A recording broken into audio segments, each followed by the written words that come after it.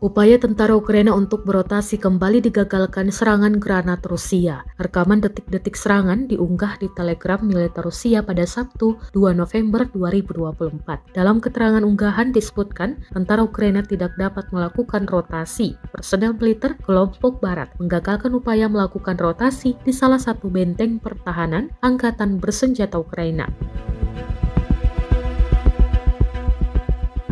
Awak UAV dari kelompok pasukan tentara tank pengawal barat Rusia menemukan tentara Ukraina ketika saat mendekati posisi mereka. Operator UAV pun segera menjatuhkan amunisi dari drone yang secara akurat mencapai sasaran. Akibatnya, ledakan tampak jelas dalam rekaman membuat tentara Ukraina gagal berotasi dan menderita luka berat.